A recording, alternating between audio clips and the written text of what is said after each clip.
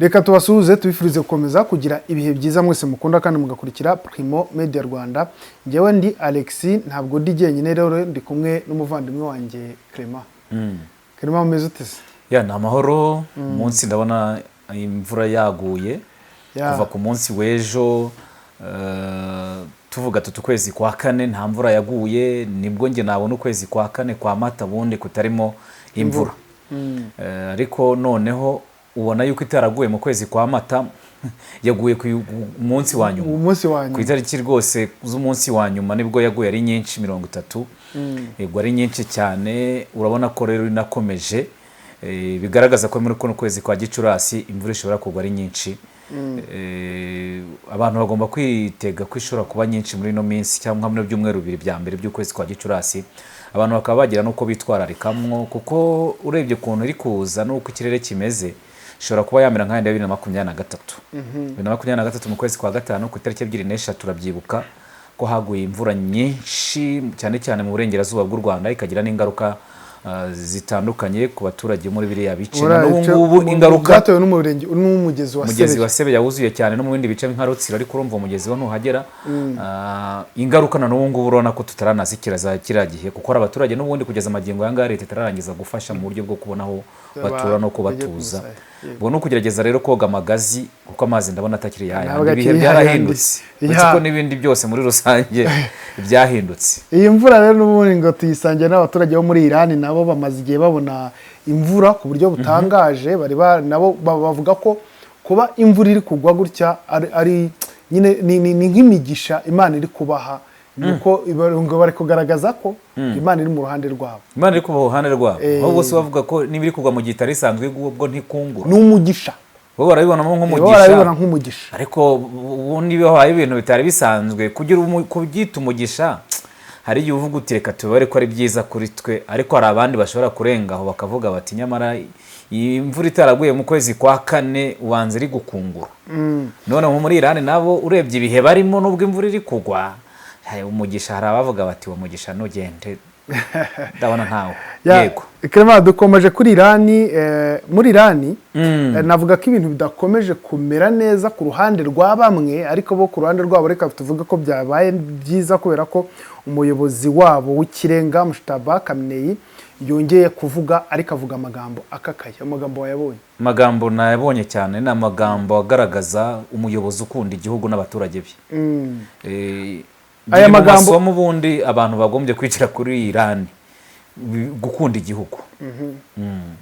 Yego ni ugukunda igihugu, ariko birashyira akaga mu bandi bantu. Ni Mujtaba rero wongeye kuvuga ko intambara itararangira, kandi ko Iran izihorera bikomeye n'ibitero bikomeye kuri Leta Zunze Ubumwe za Amerika. Yego amagambo wenda duhereye ku magambo ya Khamenei, yavuze amagambo akomeye nyuma yuko n'ubundi kuva yajya kuri uno mwanya ataragaragara mu ruhame. Abanyamerika benshi bakajya bavuga bati se nawe twaramwishe, ariko Iran ivuga ko akiriho, ndetse na Vice President wa Leta Zunze Ubumwe za Amerika JD Vance mu minsi ishize yatangaje yuko n'ubundi Khamenei gihari ntaho yagiye.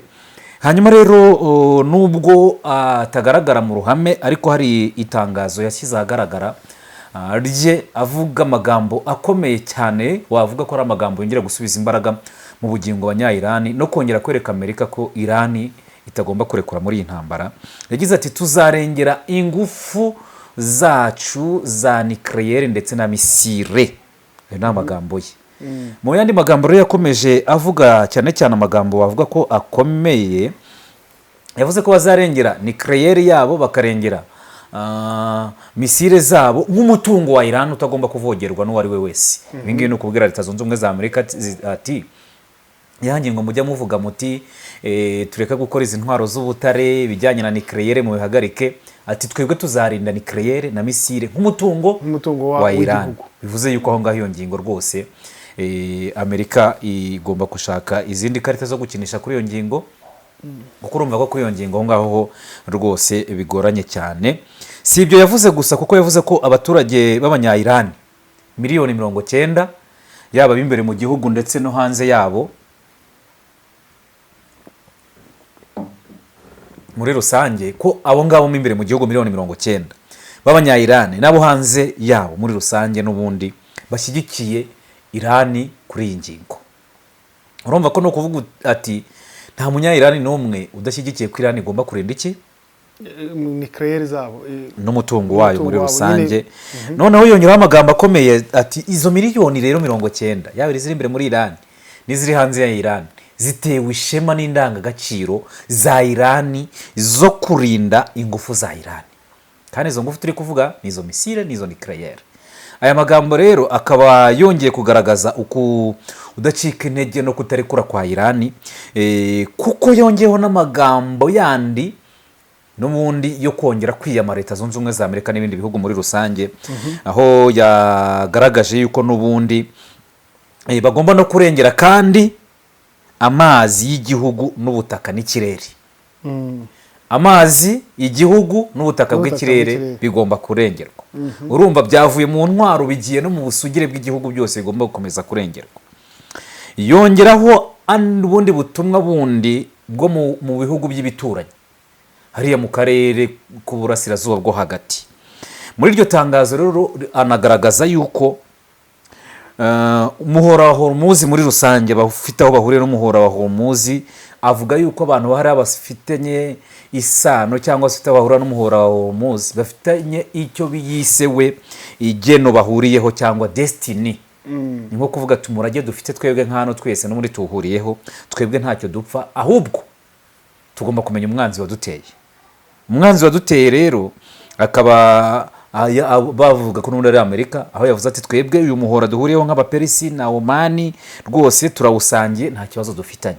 Ariko abanyamahanga baza bava mu birometero n'ibirometero, ibihumbi n'ibihumbi n'imigirire yabo y'ubusambo n'ubuhemu.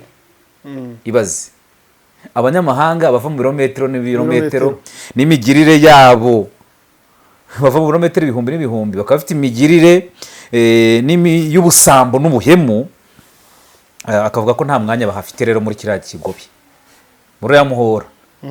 Abo banyamahanga ari kuvuga atanze kuvuga mu izina urabura yatsinze. Abo ngabo urumva ko Leta Zunze Ubumwe za Amerika ati nta mwanya mufite ahangaha abantu b'abanyamahanga bagenzwa n'ubuhemu n'ubusambo, bafite imigirire mibi y'ubusambo. Avuga ko rero abanyamahanga baza bava mu birometero rwose abo ngabo badafite ijambo hariya. Akaba yanavuze ko kandi Irani igomba gukomeza kurinda umwanzi muri ariya mazi, mbone muri ya nzira y'amazi.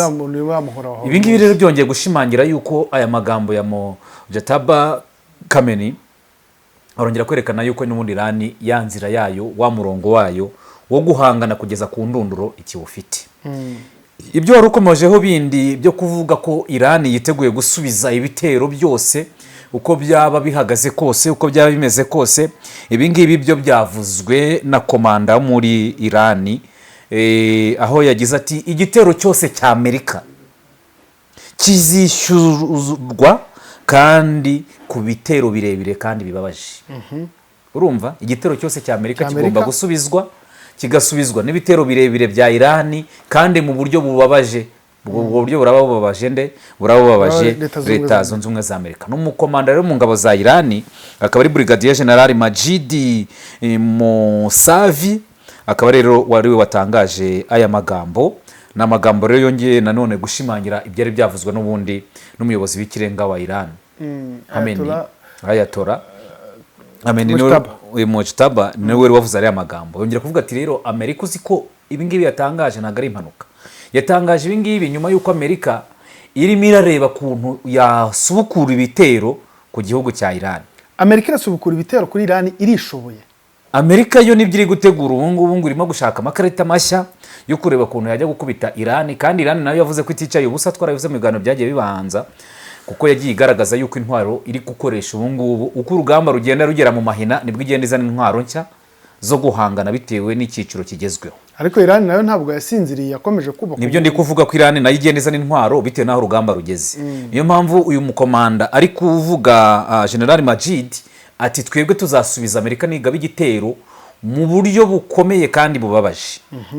Kandi Amerika n'ubundi yo irimo irareba kuntu yasubukura bino bitero kuri Iran, kuko kugeza ubu ngubu hari agahenge yari yagatanze ya minsi yararenze Trump nta byakubise igihwereye mbere y'aka gahenge yari yatanze kadafite igihe yari yagatanze kandi Iran n'ubundi itagasabye.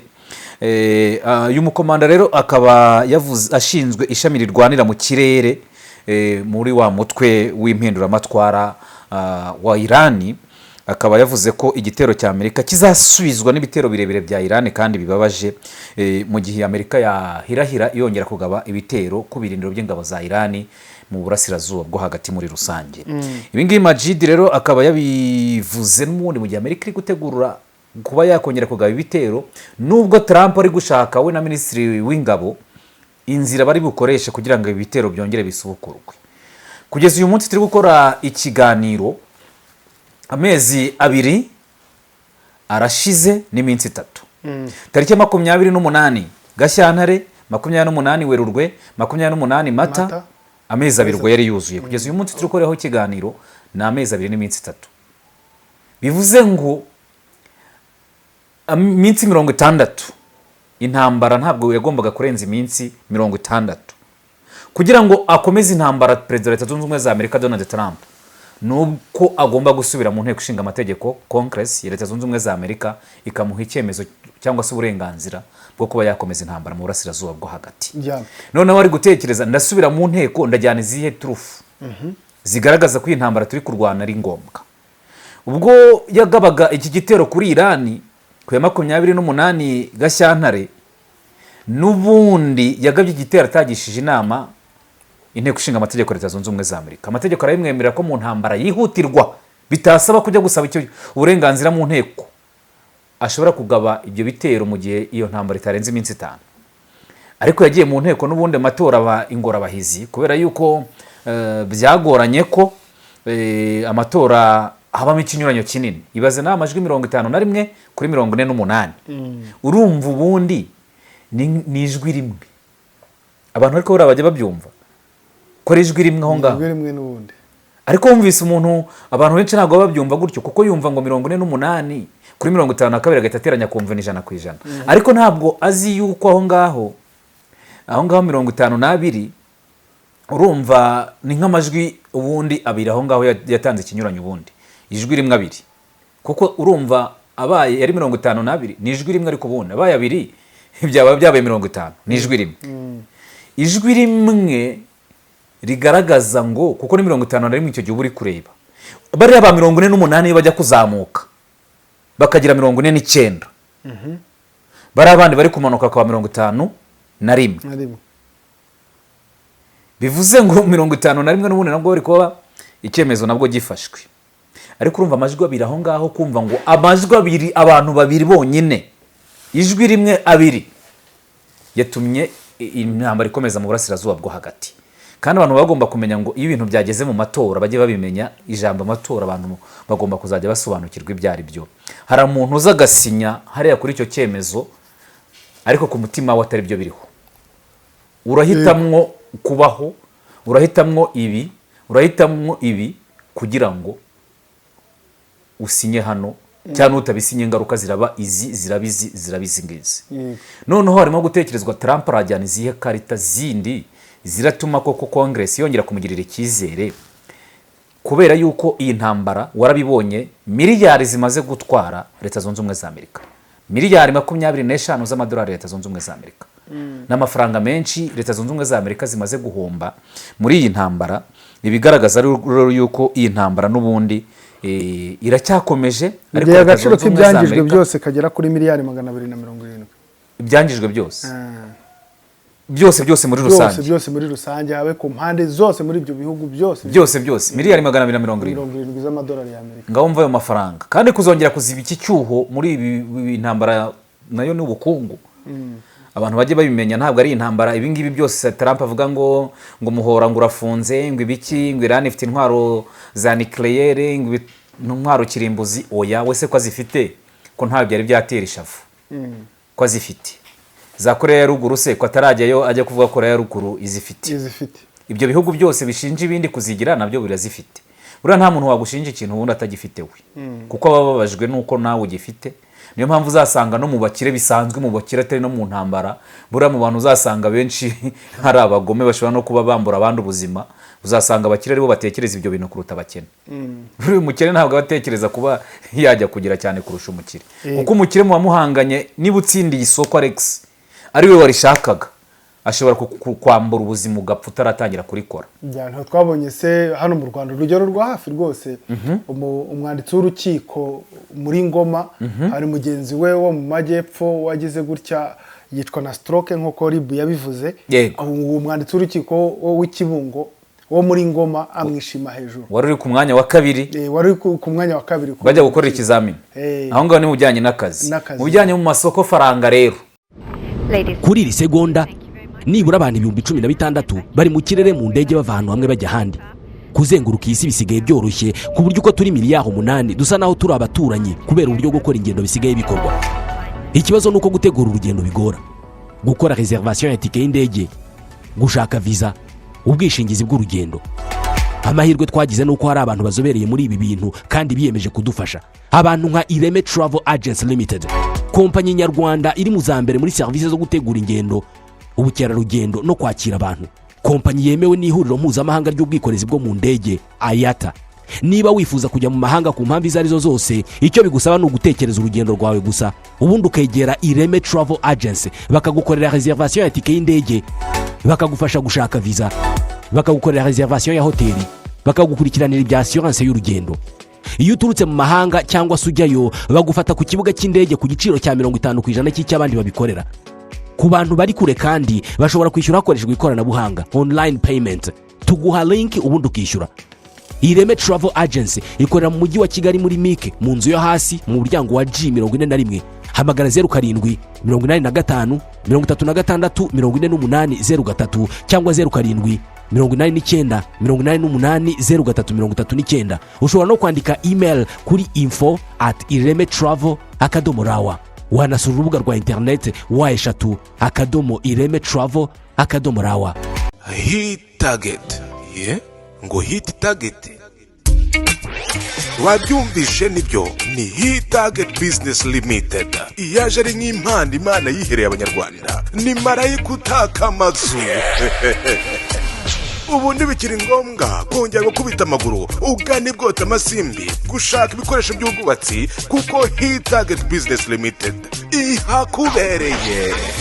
Hit Target Business Limited dufasha bifuza gutumiza no kurangura ibikoresho bya kenkayori mu Bushinwa, nk'amatoilette ya Milano, amabuye ya marble mu gikoni, amabati plastike biheri yo ku maportail, amahoti yo mu gikoni n'ibindi byinshi byiza watumiza by'ubwubatsi mu Bushinwa. Kubifuza gukorana natwe mwizu yaza, hamagara kuri telefone ureba kuri screen yawe iri no kuri WhatsApp.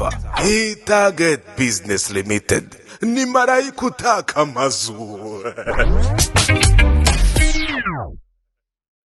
hariya ho rwose umukire aravuga ati gikomeje kunzamukana, gikomeje kunkirana, akakwikiza kugira ngo akomeze kuba ari uyoboye. Ibyo bibaho ntabwo ari ku bihugu gusa, kandi ubwo ibihugu iyo tuvuze ibihugu n'ubundi tuba tuvuza abantu.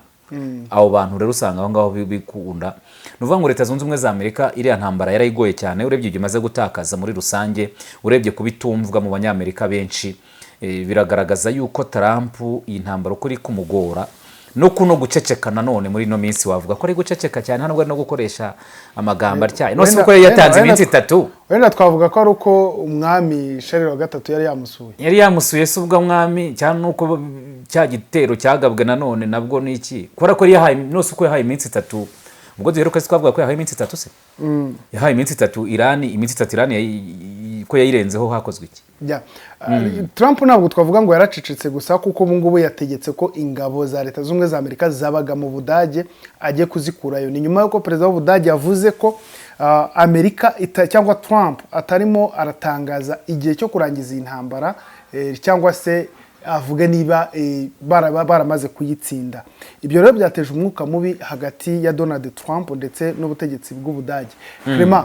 Ko kugenda Trump atakaza, wenda navuga ngo ubanye n'amahanga bwa Leta Zunze za Amerika buri kugenda busubira inyuma kuri bihugu cyane cyane iby'Iburayi. Twabonye ko no mu ntambara ya Ukraine yagiye avuga ngo muzane, bamwe bakagenda baseta ibirenge kandi aribo bagize NATO. Kubera iki iyi ntambara iri guhungabanya umubano usanzwe hagati y'ibihugu byo mu burengerazuba bw'isi, ariko reka vuga ngo ni ibihugu by'i Burayi na Leta Zunze Ubumwe za Amerika. ni ukuvuga ngo rega ibihugu by'i Burayi ntabwo byigize bishyigikira intambara, uretse n'Uburayi ni ibihugu, nta bihugu uretse Amerika, kandi Amerika na Israel nyenkiramo bihwanye n'ubundi. Ibindi bihugu byose nabira byo mu burasirazuba bwo hagati bikwereka hano ni impamvu ebyiri zira bikwereka. Hari impamvu ya mbere, reba ibihugu Leta Zunze Ubumwe za Amerika zashyizemo ibirindiro mu burasirazuba bwo hagati. Iran nibyo yasubizaga ikabirasa kugeza ubwo hari nubwo yarasiye ku bihugu 11 cyarimwe mu ijoro rimwe mu burasirazuba bwo hagati, kandi ibyo bihugu nta na kimwe cyasubije, kandi suko bitabuza ubushobozi bwo kuba byasubiza Iran. Ubwo nabwo no ubutumwa bwo kwerekana ko intambara bari kurwana atari ngombwa. Impamvu ya kabiri nuko ibyo bihugu byo mu Burayi bindi by'umwihariko muri OTAN cyangwa NATO nabyo Trump none hageze ahasumbirizwa, ariko ibaze kugaba igitero uvuga ngo urishoboye, ugiye kugenda kubita umuntu wabona kuzahaje ugahita ugaruka ati mwamfashije, kandi urimo kujya gusaba ubufasha umuntu wagiye kugushoza urugamba utamugishije inama cyangwa mwemeranyije ko azagufasha mu gihe uzabusumbirijwe. Muri OTAN bahita bamubwira ati reka kuvuga uvuye aho. Ubwongereza yizeraga ati reka vuga uvuye aho ngaho. Espagne ati reka vuga uvuye aho ngaho, n'ikirere cyacu ntabwo ugomba kugikoresha, n'ibirindiro byacu bya gisirikare ntiwabikoresha. Ubufaransa ati reka vuga uvuye aho ngaho, agaruka yibasira na Perezida Emmanuel Macron twabigarutseho. Ubudage nabwo bwagaragaje ko intambara atari ngombwa. Kuba Ubudage rero bwavuga yuko Trump yananiwe kwemeza ko yatsinze cyangwa yatsinzwe intambara bigakomeza gushyira isi muri mu kaga, Trump nawe mu buryo bwo gusubiza ntasubize ikibazo abajijwe, ahubwo agasubiza avuga ati okay, uri uhagaze kuri uruhande nibingi uri kunsaba, reka nanjye ingabo nzitware. Noneho wakwibaza ngo ubundi muri iyo myaka kuva mu ntambara ya kabiri y'isi mu ntambara ya kabiri y'isi muri 40 na kangahe kugeza uyu munsi, izo ntambara ko aribwo zagiyeyo imyaka 70, ubundi izo ngabo zamaraga iki mu Budage? Izo ngabo ngo zari zo gucungira umutekano Budage kubera ko kuva Uburusiya bwatsinda, ariko ubwo Uburusiya nyere bwari bukiri Leta Zunze Ubumwe za Soviete, bwatsinda Ubudage mu ntambara kabiri y'isi. Ubudage bwabaye nkaho butakaje igisirikare. Noneho Amerika yo iguma mu Budage nk'umurinzi cyangwa nk'umurinzi. Ariko surebye icyo gihugu nacyo cy'Ubudage nabwo bira bihugu byo mu bugabane w'Uburayi nabyo byaragizemo uburangare. Ni nayo mpamvu nabyo Trump yirwa bigaragaza gati na NATO ikabigiye gusenyuka. Ubwo nabyo nahabye ubungu nibwo byabigiye gutangira nabyo gutekereza kabiri uburyo kwishyiriraho igisirikare cyabyo gikomeye. Ibaza umuntu waza ko gucungira umutekano nk'igihugu cyahoze ari ubukombe mu ntambara nk'igihugu cy'Ubudage, ariko Leta Zunze Ubumwe za Amerika zikaza zimaze imyaka hafi 80 muri icyo gihugu arizo zibacungira umutekano. Bivuze ngo nanone ibyo ngibyo Amerika iri gukora nayo ni kubabwira ati okay, murajya mwemera ibyo mbabwira mu bikore, nimutabikora nanjye hari ibyo nibubambure. Ariko icyo gihe ntabwo busubije igisubizo ubajijwe nanone ni intege nke za Donald Trump, kubera yuko uzarebe buri gihe Emmanuel Macron amubwira ko intambara itari ngombwa, nta n'abasirikare yamuha, nta n'intwaro yamuha. Yahise amubwira ko n'ubundi ari umugabo w'inyamabwa n'ubundi kwitwa n'umugore, n'ubundi nta muntu wamwitegaho ubufasha. Ubudage baramubwiye ati ariko iyi ntambara Trump igihe kirageze ngo uvane abantu murongo abangaba, babwire ko watsinze cyangwa watsinzwe, abantu bamenye aho ibintu bigeze.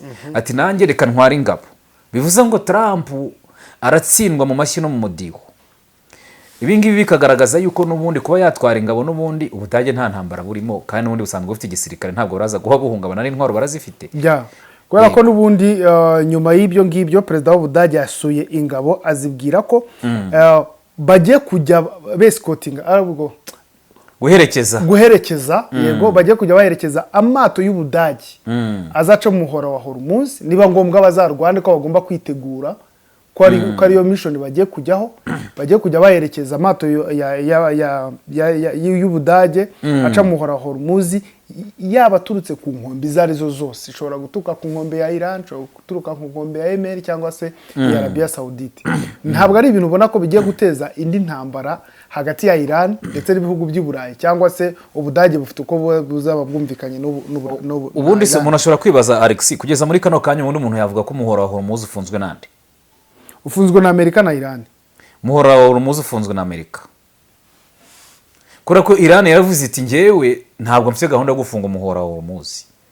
Njyewe ibyo nshaka ni ibingibi, ndafungura umuhora wa Hormuz. ariko Amerika yo irashaka ko umuhora wa Hormuz uba nk'isoko nk'umugezi wa Nyabarongo ku buryo buri muntu wari wese nta muntu ugira icyo atanga yagiye kuvama muri Nyabarongo. Nibyo Amerika ishaka. Iran ikavuga iti ngenda fungura umuhora wa Hormuz, yanarenze ibyo ngibyo iravuga ati Amerika nereka kutugabaho ibitero, nteka komeza kuturasa no kurasa ku mato yacu, ireke ko tudafungura umuhora wa Hormuz. Amerika niyo yashoje intambara kuri Iran. Amerika niyo irasa ku mato ya Iran anyura mu muhora wa Hormuz. Nose kugeza muri kano kanya magingo yangaya mu buryo butomoye, Iran niyo kibazo cyangwa Leta Zunze Ubumwe niyo kibazo muri muhora wa Hormuz? Leta Zunze Ubumwe za Amerika nizo kibazo kubera ko nizo zashoje intambara. Nizo zashoje intambara, ni nazo zifuza inyungu za Iran mu muhora wa Hormuz. Kuba hariya rero ingabo z'Ubudage zajyayo nanone ntabwo zikavuga ko zigiye guherekeza amato y'Ubudage azanyura mu muhora wa Hormuz. Wakwibaza ngo amato anyura mu muhora wa Hormuz araswaho na Iran, araswaho na Amerika. Bivuze ngo Iran irajyayo kurinda ayo mato yayo. Wakayirasheho muri abo bantu babiri ninde? Iran irasa ku mato yanyuze hara mu muhora wa Hormuz itahaye uburenganzira. Bivuze ngo nanone hano haba ari uburyo bubiri. Ese Ubudage ntabwo bwakwinjira mu ntambara na Leta Zunze Ubumwe za Amerika, aho ngabo byo ntibakubajye bakubeshya, kuko n'ubundi hari abari abantu haba hari ibyo bumvikanyeho hariyo. Ahubwo icyo byaba bivuze nanone Ubudage bwaba bwinjiye mu ntambara na Iran bimeze gutyo, kuko ubwo bwato bw'Ubudage ntabwo buzanyuramo hariya muri uriya muhora wa Hormuz Iran itabuhaye uburenganzira bwo kunyura muri uwo muhora. Mu gihe rero bazazana n'amato yabo n'abasirikare baherekeje Iran ikabarasaho, bizaba bivuze ko Ubudage bugiye kwinjira mu ntambara na Iran. Ariko nanone Ubudage ntabwo bufite ku magengo aya ngaya imbaraga n'ubushobozi bwo kwinjira mu ntambara na Iran. Urebye imyaka kuva mu ntambara ya kabiri y'isi, igisirikare cyabo basa nkaho birengagije ko bagomba kubaka ibisirikare bakomeye nk'igihugu cyahoze ari ubukombe gifite igisirikare gikomeye. Leta Zunze Ubumwe za Amerika zikabashuka ko arizo zagira abasirikare muri NATO benshi bahora baractive mu ntambara, ari nabyo uyu munsi Trump ari kubakubitisha. Ubwo ngubwo kujyamo hariya yego byaba ari ibintu byumvikanyweho kugira ngo izo ngabo zijyeyo amata agende, ariko kuba zajyayo zikarwana Iran rero ni baramutse bazirashaho bagasubiza, byaba ari indi ntambara yindi yeruye hagati y'Ubudage na Iran, kandi nta bushobozi wavuga mu buryo bw'intambara uyu munsi biriya bihugu byo mu Burayi bishaka kwinjira muri iyi ntambara. Byarifashe harimo kwifata cyane no gutinya ubushobozi mu buryo bw'intambara, kuko ibihugu bimaze imyaka hafi mu myaka muri za 80 Ubudage buheruka mu ntambara kabiri y'isi. Kuva yaho hari igihugu kintu Ubudage bwagiye kurwanamo, haraniye Ubudage bwigize bwohereza ingabo byibuze uvuge ngo barimo gutyaza ingabo zabo zigume mu ntambara. Iturufu ya mbere ingabo zifashisha ku rugamba zituma ibihugu uzabona bino bihugu bikomeye bifite ibisirikare bikomeye, iturufu ya mbere baba bafite nuko ibisirikare byabo bihora bityazwa mu ntambara. Buriya kohereza ingabo n'uzajya ubona ngo abantu bohereje ingabo mu butumwa bw'amahoro, ngo bohereje ingabo ngo mu masezerano hagati y'ibihugu byombi, ngo bohereje ingabo kora no gutyaza ingabo no kugira ngo zihore ziteguye kurwana, kuko uri kurwana umenye imbaraga nke z'uwo muhanganye n'imbaraga nyinshi z'uwo muhanganye, nawe bikagukwereka ko hari urwego utarageraho. Uhita usubira hehe? Gutyaza babandi ufite inyuma no kongera kuzamura ikoranabuhanga ryawe mu rwego rw'imirwanire. Kuba ibyo bisirikare rero byo mu burengerazuba byinshi bidaheruka mu ntambara byacitse n'intege, niyo mpamvu ubona bitanishaka kwishora mu ntambara, kuko harimo kubona ko impamvu ya mbere intambara bajya kurwana si ngombwa, impamvu ya kabiri nuko watanizeye igisirikare cyabo ko kigiyeho cyarusyaho. Clement, iyi ntambara n'ubundi iri kugenda iteza ingaruka zitandukanye hirya no hino ku isi. Twabanje kubona izamuka ry'ibikomoka kuri petrol, aho na hano iwacu mu Rwanda byahageze, ariko ntiturabona izamuka rikabije ry'ibiciro ku isoko, nk'aho bavuga ko ibiciro bigomba kuzamukaho byibuze 80%. Yego 80%. Ibyo birava kuki rero? Birava kuko ihagarika ry'itangwa ry'ifumbire mvaruganda nibigize bitewe n'intambara iri muri Iran bishobora gutuma habura amafunguro agera kuri miliyari 10 buri cyumweru ku munsi, kandi bikazibasira cyane cyane ibihugu bikennye kurusha ibindi, nkuko rero byatangajwe n'umuyobozi wa kimwe mu bigo bikomeye ku isi bikora iby'ifumbire. Uyu muyobozi yitwa Sveyin Tole Horsteffer. umuyobozi mukuru w'uruganda rwa Yara na hano mu Rwanda abantu barabizi ko hari amafumbire ya Yara yego nyabona rwose yavuze ko imirwano iri mu karere k'ikigobe cy'Abarabu yafunze inzira y'ubwikorezi bw'amato anyura mu muhora Hormuz ari gushyira mu kaga umusaruro w'ibiribwa ku isi. Aho ntitwaba twararize tukazaba tujya no guhogora. Nyuma y'uko abantu bari mu kaga gakomeye k'ubukungu butifashe neza bwahungabanye bitewe n'iyi ntambara mu burasirazuba bwo hagati yashojwe na Leta Zunze Ubumwe za Amerika na Israel igashozwa kuri Iran. Ibikomoka kuri peteroli byarazamutse cyane bigira ingaruka ku bukungu bw'isi muri rusange. Ubwikorezi ubundi iyo buhungabanye n'ubundi hari ibijyanye n'amafunguro abantu barya bihungabana kuko essence izamutse cyangwa mazutu n'ubundi ubwikorezi burazamuka n'ibiciro ku isoko birazamuka. Ariko noneho bwari ubwikorezi bwazamutse ibiciro ku isoko bikazamuka ariko bya bindi bihari birahari ariko ikiguzi cyo kubyikorera ni kinini bigatuma ibiciro bizamuka. Ariko noneho kuri ubu ngubu niba urwo ruganda wongereho ko rukora 1/3 cy'ifumbire cyangwa se 1/3 cy'ifumbire mvaruganda ikoreshwa ku isi inyura muri uriya muhora wa Hormuz. Ubwo 1/3 urumva kuntu ari ifumbire nyinshi. Noneho uwo muhora wa Hormuz ni munyuzwamo 1/3 ukabufunze iyo fumbire ntiri kugenda. Uwo muyobozi w'urwo ruganda aratangaza yuko hashobora kubaho ingaruka zikomeye cyane mu bijyanye n'ubukungu kuko hazabura ibiribwa. Bakavuga ko byibuze ibiribwa miliyoni 10 ku cyumweru, miliyari 10 ya ku isi, miliyari 10 ku cyumweru ari byo biribwa byabura kubera yuko ubu ngubu ifumbire ntabwo iri kugenda. Bivuze ngo abahinzi nibajya guhinga bazabura iyo fumbire, kweza umusaruro uzagabanuka. Umusaruro nugabanuka rero za ngaruka zizaza ziyongera kuzo isi twari dufite uyu munsi. Bivuze ngo ahubwo ibintu nibwo biri kugenda birushaho gukomera. Iyo fumbire iri mu bwoko bwa ire, ifumbire iri mu bwoko butandukanye kuko n'amoko menshi y'ifumbire bwa ammonia cyangwa se yego ammonia naho ibiri mu ifumbire zizabura. Izo fumbire zose zikoreshwa hirya no hino ku isi by'umwihariko 1/3 kinyuzwa muri amuhora nibitagiye itanyurura muri uriya muhora muri iyi minsi ibintu byose byahagaze. Izo ngaruka wakwibaza ngo mu bihembwe isi abantu bagira ibihembwe by'ihinga ntabwo bisa. Kandi hari ibyo bitugeraho ari umusaruro tutazi ngo byahinzwe ryari. Ubu hari abantu batari guhinga cyangwa se babuze uko bahinga niba ari guhinga umusaruro wasubiye inyuma kubera ko bahinze nta fumbire ihagije bafite, kubera ko turi kuvuga ko amezi abirashize intambara iri kuba mu burasirazuba bwo hagati.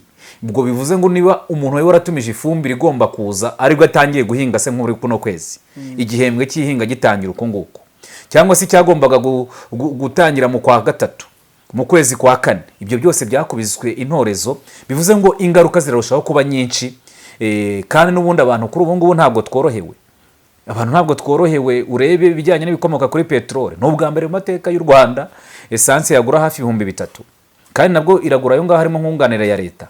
Ukibaza se nidushyiraho noneho n'ikibazo cy'ibinyampeke cyangwa kibiribwa muri rusange nk'uko byagenze mu mwaka wa 2022 na n'ubwo intambara irakomeje ubwo ibinyampeke biva mu Ukraine byaburaga uko bigenda ku isoko mpuzamahanga bitewe n'iyo ntambara y'Uburusiya na Ukraine isiga hungabana ingano bikaba ikibazo.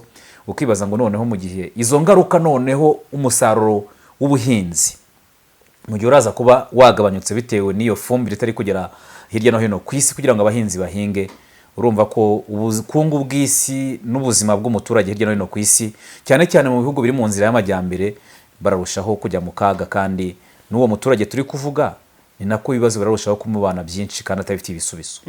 Kirima turi kugenda tugana ku musozo, ariko se niki ibi bihugu cyangwa se abantu baza gukura naye basomo baza gukura muri iyi ntambara?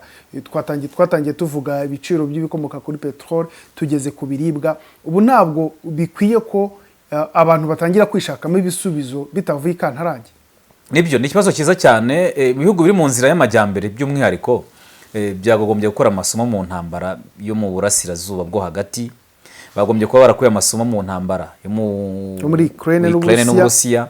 Amasomo yagombye kuba yaravuye mu cyorezo cya COVID-19, ariko nabonye hari niba ari ikiremwa muntu muri rusange cyane bara abanyafurika gusa twigira kwibagirwa kuko no gukaraba gusa uzi ko aribyo byari byoroshye kandi twakuze turi abana twigishwa ko isuku ari isoko y'ubuzima kugeza n'uyu munsi Alex urabizi ko indwara z'umwanda arizo zivuzwa cyane kurusha izindi ku bigo nderabuzima byo hirya no hino mu gihugu. Amasomo rero yakavuyemo nuko ubukungu bw'ibihugu biri mu nzira y'amajyambere amafaranga yagombye gushorwa mu buhinzi ndetse no mu bijyanye n'inganda. Byibuze wavuga igihugu uti umusaruro mbumbe w'igihugu ushingiye kuki? Umusaruro mbumbe niba ushingiye wenda tuvuge mu Rwanda niba ushingiye kuri serivisi n'ubukero serivisi bw'umubarizwarizwamo n'ubukerarugendo sibyo 57% by'umusaruro mbumbe w'u Rwanda ubushingiye kuki kuri serivisi. None ukibaza nk'ubu ngubu bijyanye n'ubwikorezi byahungabanye niba ba mukerarugendo batari kugenda ni mu gihe cya COVID-19 ba mukerarugendo bataragendaga serivisi zarahagaze urumva icyo gihe biba bihagaze biti 57%.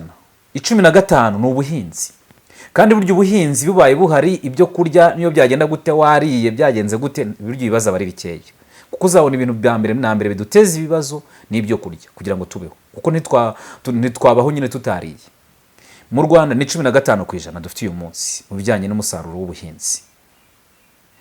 Ibijyanye n'inganda ni 22%. Urumva 22%, 12 ni 15, 37. 37 kuri 57 niduteranya birahita biba 94. Sibyo? Wakwibaza ngo izindi nzego ziba zo zisigaye zose ziba zitanga kangahe 6%.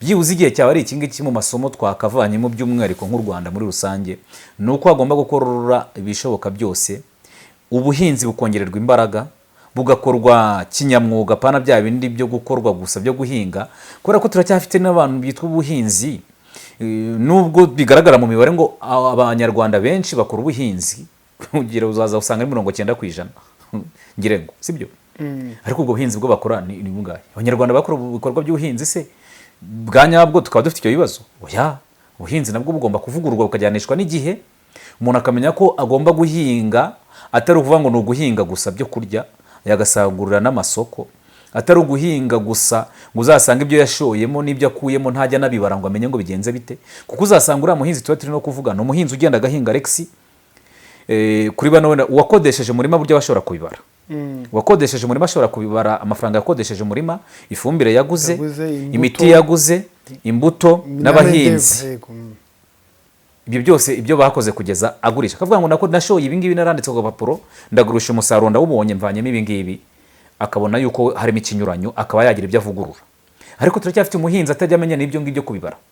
Turacyafite umuhinzi uhinga gahomba ugasanga ibyo asaruye n'ibyo yashoye amaze ushobora kugenda ukareba umukoreye nka audit isuzuma ugasanga amaze nk'imyaka 5 ahinga ariko ntarunguka. Nabo ubwe kwihaza byaranze.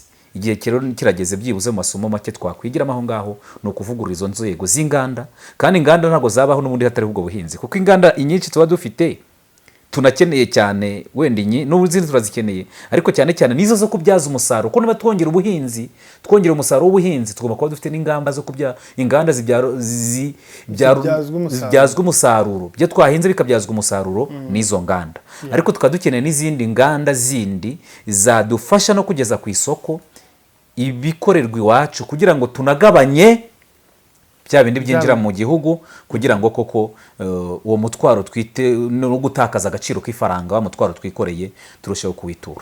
Ya Clement reka ngushimire. Ndagushimira nanjye Alex by'umwihariko ariko dushimire n'abadukurikiye muri kiganiro ndetse n'abadahwema gukurikira amakuru n'ibiganiro tubageza hano kuri Primo Media Rwanda. Asante sana. Uyu mujyi kurimo amaduka menshi agurisha amatelefoni ndakura iryizeye nguramo iPhone kandi bakampa garanti. Niba nawe wibaza ikibazo nk'iki sigaho kubunza imitima wirirwa ushakisha kuko Future Mobile Store niwo mwihariko wacu. Uhereye ku mafaranga 150 gusa iri duka riraguha telefoni zigezweho za Samsung na iPhone n'ama accessoires yazo nka charger, screen protector, cover, écouteurs, speaker ndetse n'ibindi. Kuva kuri iPhone XR kugeza kuri iPhone 17 Pro Max na Samsung Galaxy 05 kugeza kuri Samsung Galaxy S25 Ultra na Fold 7 zose nshyashya kandi ku giciro gisa n'icy'uruganda urazisanga muri Future Mobile Store. Ushaka guhindura telefone ya iPhone cyangwa Samsung ufite ukagendana n'igezweho ibizwi nka top up, urayizana ukongeraho udufaranga duke tukagufasha kuyihindura ukagendana n'igezweho. Umwihariko muri Future Mobile Store ni uko iyo uguze telefone yacu tuguha garanti y'imyaka 2. Waba uri muri Kigali cyangwa uri mu ntara, iyi telefone turayikoherereza kandi tukishyura igiciro cyo kuyikugezaho. Dukorera mu nyubako yo kwa Makuza ateganye na parking ya Beka, hakurya haba haparitse abamotari ku muryango wa 35. Ku bindi bisobanuro waduhamagara cyangwa ukatwandikira kuri 07847286 no kuri website wa@futuremobile-store.rw. Wadusanga no ku mbuga nkoranyambaga zacu hose ni Future Mobile Store. Gana Future Mobile Store, telefone zigezweho mu Rwanda tuzishyire mu biganza byawe.